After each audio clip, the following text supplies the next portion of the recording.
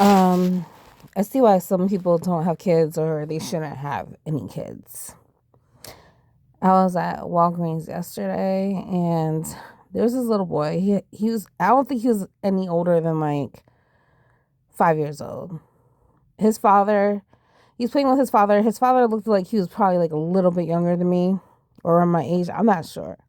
But his father looked young. And he's interacting with his son, playing with him, things like that. Doing what a father should. It was the cutest thing. So I didn't know. I didn't know what they were waiting for. I thought that he was waiting to, for a prescription. I'm not sure because he was sitting down. So I don't. It was none of my business. But when I was in line and whatever, so the lady comes out. She's like, "Okay, I'm ready for him." And so I guess she was giving him a shot. So the boy, being scared, like it's normal for a kid and a baby to be scared of needles, right? So he's, he was screaming, whatever. Yeah, it was kind of loud, but, he was in a separate, room, whatever. Like, how do you expect him to act if he's not, needles are scary, to some kids and whatever. I remember when I used to be scared and once I realized it wasn't a big deal, I'm like, oh, okay. There's even grown people. Like, I went to the doctor the other day to get my blood drawn, and she asked me, are you scared of needles? And when you get your blood drawn, do you pass out? Do you freak out? Do you cry? I was like, what? People do that? I've seen things. I heard stories, right? I know grown people that have tattoos and pass out. She says mostly men. And a lot of them have tattoos. They're not scared of the needle when it comes to tattoos, but when they get the blood drawn, they pass out. And I'm like, so are you for real? I'm like, are you for real? And she's like, you see the bed right there? Like the stretcher? She's like, we're ready for whatever. You'd be surprised. So anyways, I'm behind this lady and I wasn't paying attention to what she was saying at first, right? But then I noticed that she said that he's bad. He's a bad boy. And then I caught on and she was talking about the little boy. I'm like, hold up, he's not bad. What he's talking about? Like, he's a kid. Like, he's almost, he's like a baby. You know what I'm saying? Like, what do you expect? Like, you know what I'm saying? Needles are scary. Like, he's not bad. Like, how do you expect him to act? You know what I'm trying to say? So then he comes out and the little boy's laughing. And I guess the lady gave him a lollipop and whatever. And he was all happy. You know what I'm saying? Does that seem like a bad kid to you? Like, it was a traumatic experience for some. And then the other lady said the same thing. I'm like, yo, people are so like, the first lady that said it, I don't think she has any kids. I hope not. I pray to God she don't. She was a little bit older. The other one, I don't know if it was the lady that gave him the needle. Oh yeah, and then she's like, oh, he should have took him to a pediatrician to get it done instead of over here. Okay. I kind of get that, but there might be a reason, like he might have a valid reason of why he did it. There sometimes, when you make an appointment with the doctor, it's fully booked, or maybe he was going on the trip. I'm pretty sure he had a valid reason. You know what I'm trying to say? He don't have to explain himself to you, but for you to call him bad because he got scared of a needle, come on now. People just need to get it together. Like I was like, some people just don't understand kids. They don't understand babies. Oh, man.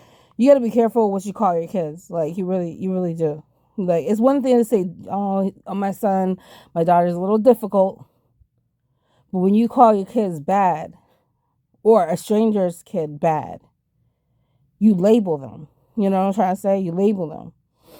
And that word, back then, saying, it was a common thing, like, oh, baby kids, bad kids, they badass kids, da da da. It's one thing to joke around, but it's like another thing to just like directly, what's the word? I don't know, criticize a child that you don't even know. Even if it was like trust me, I've been around kids that's been like, that's off the charts. Some parents, their kids will act up so bad that they just don't even care. They just ignore it. They think it's cute, or they let their kids do whatever, and their kids is over there cussing, fussing, acting a fool. And sometimes it's not even always in a store.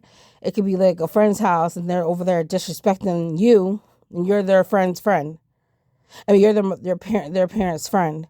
Or they just like they're doing stuff that they shouldn't be doing. They're saying things they shouldn't be saying. I seen things like that. You know, I feel like some parents encourage their kids to act thuggish, gangsta. You know, they want their kids to be bad. Like, why would you want that? Like, you want your kids to end up going to jail? You want your kids to be on drugs? You want your kids to be on the street? Nah. There's other ways to toughen up your kids. Like, you can put them in sports. You can put them in boxing, like, things like that, you know?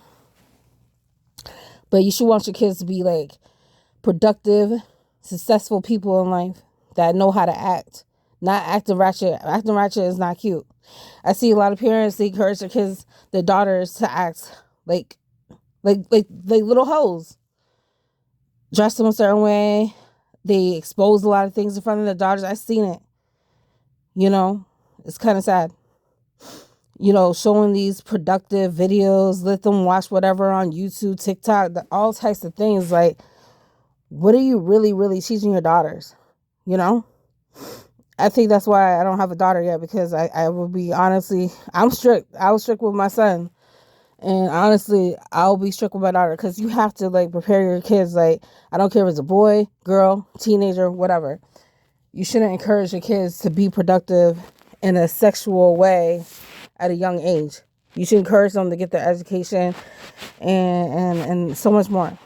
Because especially if you've been in that situation and you didn't get much in life. You didn't get that far in life, you know? You can't get far in life with a basic job, no career. You really can't. Pinching pennies, living paycheck to paycheck is not the life. And I can't wait. I can't wait to get my degree. I can't wait to get it together. And I always pray for my kid's success. Even though my baby boy is not here yet, I still pray for him. And even though I'm not around my oldest, I still pray for him because I want the best for him. So yeah.